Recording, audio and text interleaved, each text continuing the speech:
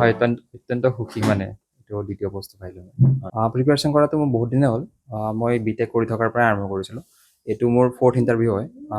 এনেকুৱা নহয় যে মই আগতে উত্তীৰ্ণ হোৱা নাই। মই অলৰেডি চাকৰি কৰিয়ে আছোঁ APSC থ্ৰু দিয়ে। খালি মনে বিচৰা চাকৰিটো পোৱা নাছিলোঁ, সেইকাৰণে বাৰে বাৰে দি আছিলোঁ। এইবাৰ হ'ল আৰু। এইটো মানে আপুনি এইটোৱে বিচাৰিছিলে।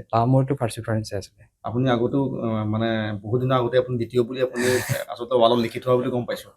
অলপ লিখিছোঁ মেনিফেষ্টেশ্যন বুলি ক'ব পাৰি আৰু অলপমান মেনিফেষ্টেশ্যন বুলিয়ে ক'ব পাৰি, অলপমান লিখি থোৱা আছিলে, এইটো বিচাৰিছিলোঁ এইটো চাকৰি।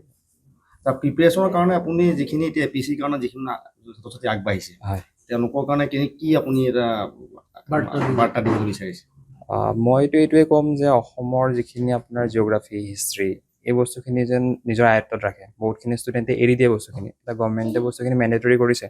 এইটো মোৰ ভাবোঁ যে ডাইৰেক্টলি ইম্পেক্ট কৰে আপোনাৰ মানে চিভিল ছাৰ্ভিচেছৰ, এটলিষ্ট অসমৰ ক্ষেত্ৰত বহুতখিনি ইম্পেক্ট কৰে। কি মেণ্টেলৰ কথা ক'লে আপুনি? আপোনাৰ মানে আপোনাৰ ছ'চিয়েল ছায়েন্সৰ থ্ৰু দি আপোনাৰ মানে হিষ্ট্ৰী, জিঅ'গ্ৰাফী, পলিটিকেল ছায়েন্স, আপোনাৰ এই গোটেইখিনি বস্তু নিজৰ আয়ত্তত ৰাখিব লাগে। যদি এইখিনি লগতে নিউজ পেপাৰ, এইখিনি কাৰেণ্ট এফেয়াৰ্ছখিনি ৰাখি থোৱাটো ভাল নিজৰ হাতত।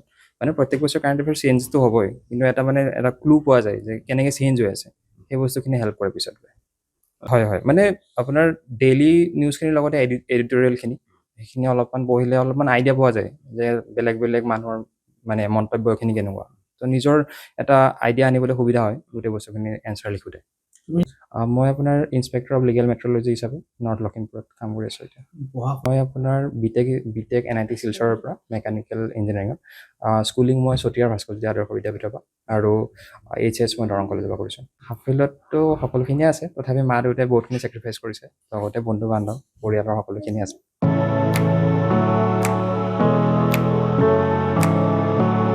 হয়, অত্যন্ত সুখী মানে এইটো দ্বিতীয় বস্তু পাইলোঁ মই। প্ৰিপেৰেশ্যন কৰাটো মোৰ বহুত দিনে হ'ল। মই বিটেক কৰি থকাৰ পৰাই আৰম্ভ কৰিছিলোঁ। এইটো মোৰ 4th ইণ্টাৰভিউ হয়। এনেকুৱা নহয় যে মই আগতে উত্তীৰ্ণ হোৱা নাই। মই অলৰেডি চাকৰি কৰিয়ে আছোঁ APSC থ্ৰু দিয়ে। খালি মনে বিচৰা চাকৰিটো পোৱা নাছিলোঁ, সেইকাৰণে বাৰে বাৰে দি আছিলোঁ। এইবাৰ হ'ল আৰু। এইটো মানে আপুনি এইটোৱে বিচাৰিছিলে। মোৰ এইটো ফাৰ্ষ্ট প্ৰিফাৰেঞ্চে আছিলে। আপুনি আগতেও মানে বহুত দিনৰ আগতে আপুনি দ্বিতীয় বুলি আপুনি আচলতে ৱালত লিখি থোৱা বুলি গম পাইছোঁ। অলপ লিখিছোঁ মেনিফেষ্টেশ্যন বুলি ক'ব পাৰি আৰু অলপমান মেনিফেষ্টেশ্যন বুলিয়ে ক'ব পাৰি, অলপমান লিখি থোৱা আছিলে, এইটো বিচাৰিছিলোঁ এইটো চাকৰি। তাৰ প্ৰিপেৰেশ্যনৰ কাৰণে আপুনি যিখিনি এতিয়া APSCৰ কাৰণে যিখিনি ছাত্ৰ ছাত্ৰী আগবাঢ়িছে, হয়, তেওঁলোকৰ কাৰণে কি আপুনি এটা বাৰ্তা দিবলৈ বিচাৰিছে? মইতো এইটোৱে ক'ম যে অসমৰ যিখিনি আপোনাৰ জিঅ'গ্ৰাফী, হিষ্ট্ৰী, এই বস্তুখিনি যেন নিজৰ আয়ত্তত ৰাখে। বহুতখিনি ষ্টুডেণ্টে এৰি দিয়ে বস্তুখিনি। এতিয়া গভৰ্ণমেণ্টে বস্তুখিনি মেণ্ডেটৰী কৰিছে।